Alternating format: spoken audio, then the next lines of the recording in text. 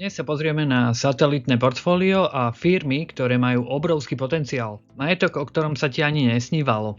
Presne to dosiahli investori, ktorí včas odhalili potenciál technologických gigantov. Otázka znie, ktorá firma je ďalšia v poradí? Dnes sa pozrieme na konkrétne stratégie, ako nájsť prelomové investície, ktoré môžu v najbližších rokoch vyrásť o stovky percent. Menia DNA, stavajú kvantové počítače a dobývajú vesmír. Znie to lákavo, no väčšina týchto firiem skrachuje.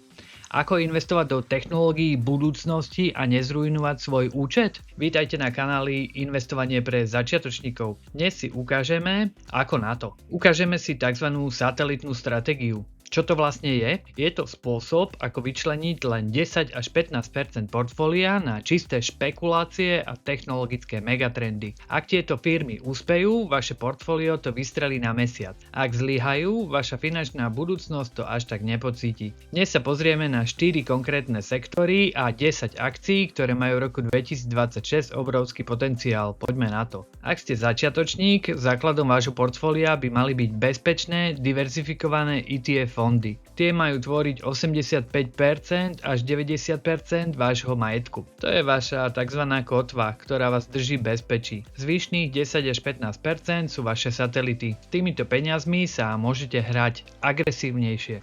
Je to kapitál, pri ktorom ste mentálne zmierení s tým, že môže klesnúť aj o polovicu, ale na druhej strane má potenciál urobiť 5-násobný alebo aj 10-násobný výnos. Neukazujem vám len teóriu, ale reálne výsledky z môjho osobného satelitného portfólia.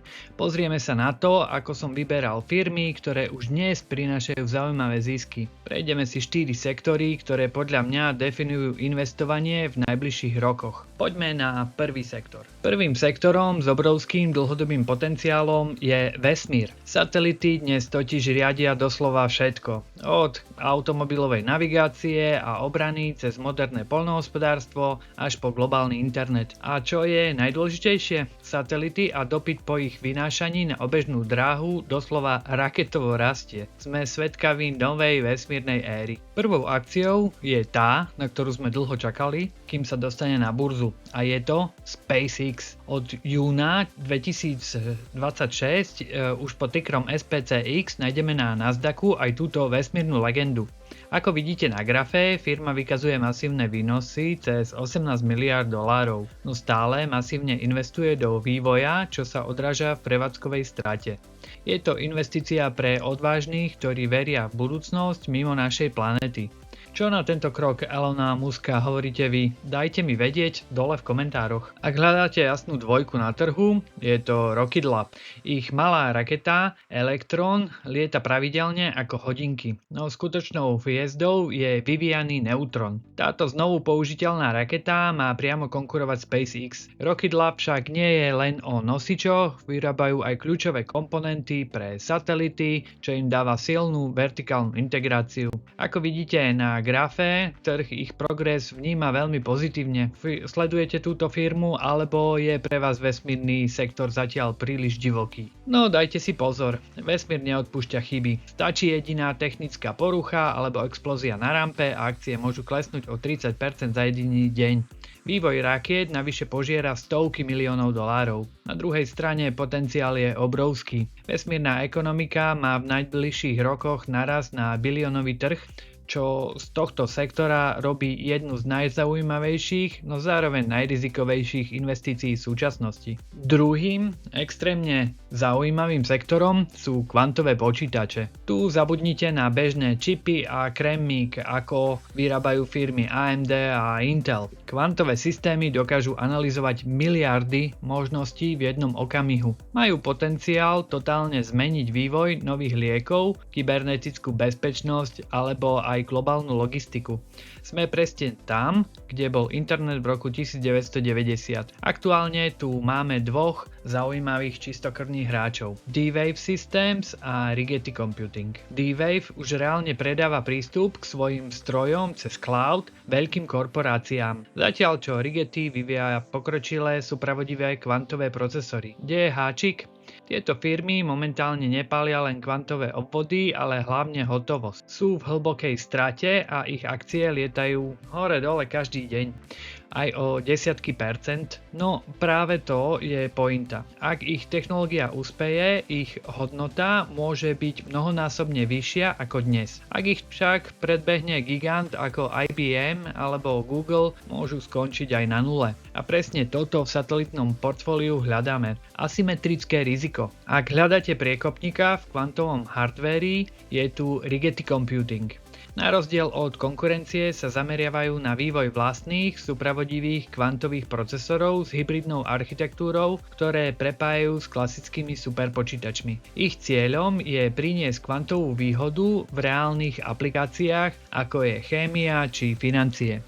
Je to jedna z najväčších technologických stávok, akú môžete v portfóliu mať. Buď sa stanú kľúčovým hráčom novej éry, alebo ich zmetú technologickí giganti. Ale pozor, takisto ako pri vesmíre, ani kvantový svet neodpúšťa. Stačí technologický prelom gigantov ako Google či IBM, alebo slepá ulička vo vývoji a akcie môžu padnúť o desiatky percent za deň. Výskum navyše požiera stovky miliónov dolárov. Na druhej strane, ak tieto firmy úspejú, ich technológia zmení úplne všetko. Je to jedna z najväčších, no zároveň najrizikovejších investícií v súčasnosti. Tretím sektorom je medicínska revolúcia, najmä genomika a CRISPR. Predstavte si to ako molekulárne nožnice, ktoré v bunke vystrihnú chybný gén a nahradia ho zdravým. Vlajkovou loďou je CRISPR Therapeutics, ktorý už majú schválenú prvú genetickú liečbu od FDA. A k tomu sa pridáva Tempus AI, ktorá pomocou umelej inteligencie analyzuje dáta o pacientoch a pomáha lekárom pri precíznej liečbe rakoviny. Riziko? Extrémne. Schvaľovanie trvá roky a klinické testy zlyhajú, akcie čaká brutálny prepad. No ak hľadáte niečo, čo možno zmení ľudstvo, biotech je jasný kandidát. Technológia CRISPR od rovnomennej firmy funguje ako molekulárne nožnice. Vlezie priamo do bunky, nájde chybný gén a nahradí ho zdravým. Nehovoríme o tlmení bolesti, ale o trvalom vyliečení. Dôkazom je prvá genetická liečba schválená úradom FDA. Riziká sú obrovské. Testy stoja miliardy a trvajú roky. No a CRISPR Therapeutics úspeje nezmení len vaše portfólio, ale doslova celé dejiny medicíny. Ak hľadáme mozog modernej onkológie, je to Tempus AI. Táto firma nevyvíja len lieky, ale buduje obrovskú datovú platformu, ktorá prepája umelú inteligenciu s klinickými výsledkami pacientov. Lekárom tak v reálnom čase pomáha určiť, ktorá liečba rakoviny bude pre konkrétneho pacienta najúčinnejšia. Je to revolúcia v precíznej medicíne. Rizika? Vysoké, ako v každom technologickom startupe. No ak táto AI platforma ovládne trh, stane sa kľúčovým hráčom, bez ktorého sa moderná diagnostika jednoducho nezaobíde. Genomika a biotechnológie. To je revolúcia, ktorá mení medicínu. Či už ide o molekulárne nožnice od CRISPR Therapeutics alebo AI analytiku od Tempus AI, tieto firmy robia to, čo bolo kedysi nemožné. Trvalo liečia. Rizika sú kvôli náročným testom obrovské a prepady akcií časté. No ak hľadať technologický sektor, ktorý možno raz zmení ľudstvo a má potenciál masívneho výnosu, biotech je jasný kandidát. Sledujete tieto firmy alebo vás ich volatilita odrádza? Dajte mi vedieť dole v komentároch. Štvrtým sektorom je AI. Éra prirovnávaná k príchodu elektriny. Globálny trh má výrast na takmer 2 bilióny dolárov. To je už čo povedať. Do satelitného portfólia sledujem 4 hráčov. Za prvé Palantir ako mozog dát, ARM pre kľúčové čipy, SoundHound pre hlas, C3.ai pre priemyselné riešenia. Pozor, trh je v eufórii a valuácie sú extrémne. Ak monetizácia AI zlyhá, výpredaje budú brutálne. Preto držte AI satelity striktne v rámci 15% portfólia, cieľom je nadpriemerný zisk. Mozgom dát pre vlády a veľké korporácie je Palantir. Ich platforma AIP dokáže v reálnom čase analyzovať analyzovať milióny dátových bodov a pomáhať pri strategickom rozhodovaní, od obrany až po logistiku. Palantír je vďaka svojim vládnym kontraktom a rastu v komerčnom sektore dnes na úplne inej úrovni stability než startupy v iných našich satelitných sektoroch. Je to však vysoko rastová a často kontroverzná stávka na to, že ich software sa stane chrbticovou infraštruktúrou modernej datovej ekonomiky. Čo si myslíte? Je Palantír stávkou na istotu, alebo ich valuácia môže prepadnúť? Ak hľadáte kľúčového hráča v infraštruktúre AI, nemôžeme obísť ARM Holdings. Bez ich architektúry čipov by sa dnes nepostavil takmer žiaden výkonný procesor.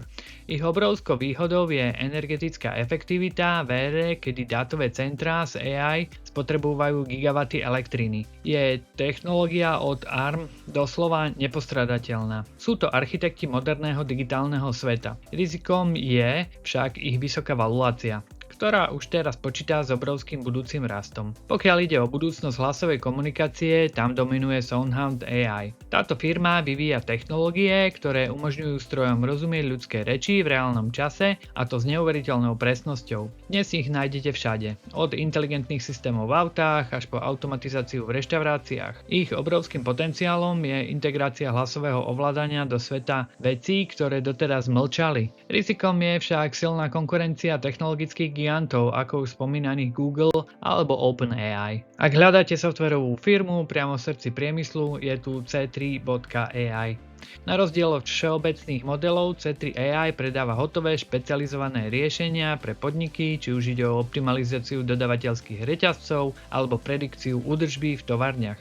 Ich platforma umožňuje veľkým firmám nasadiť AI do prevádzky v rekordnom čase. Riziká sú tu spojené najmä s vysokou konkurenciou a závislosťou od kľúčových klientov. Umelá inteligencia nie je len ďalší trend. Je to totálna transformácia ekonomiky, ktorú mnohí prirovnávajú k príchodu elektriny. Predpoveď hovoria jasne. Globálny trh s AI má do roku 2030 naraz dnešných 200 miliárd na neskutočných 1,8 bilióna dolárov. Je to príležitosť, ktorá sa v dejinách objavuje raz za generáciu. Či už stavíte na mozog dát ako Palantír, čipy ARM alebo infraštruktúru AI, je sektor, ktorý sa vo vašom satelitnom portfóliu jednoducho nesmie chýbať. Ak chcete investovať do týchto satelitných akcií, dodržte 3 pravidlá. Prvé, diverzifikujte a nikdy nevsadzajte všetko na jednu firmu. Druhé, pripravte sa na emócie, pretože tieto akcie sú ako na horskej dráhe. Ak vás prepad o 20% noci budí, ostaňte radšej pri konzervatívnych ETF. A po tretie, investujte len to, čo si môžete dovoliť stratiť. Vaše jadro portfólia vás chráni, satelity sú len na zábavu a šancu na nadpriemerný zisk. Toto pravidlo 10 až 15% je pre vašu psychickú pohodu veľmi kľúčové. Satelitné portfólio je ideálny spôsob, ako spojiť bezpečné budovanie majetku s investíciami do technológií budúcnosti. Ktorý sektor vás láka najviac? Je to vesmír, kvantové počítače alebo biotechnológie? Napíšte mi v komentároch. Ak sa vám video páčilo a chcete viac praktických tipov pre začiatočníkov, nezabudnite na like a odber. Vidíme sa pri ďalšom videu. A investujte s rozumom a hlavne s prehľadom. A nezabudnite, že investovanie prináša riziko. Tento obsah je len vzdelávací a nie je to žiadne finančné poradenstvo. Všetky rozhodnutia robíte na vlastnú zodpovednosť. Investujte s rozumom.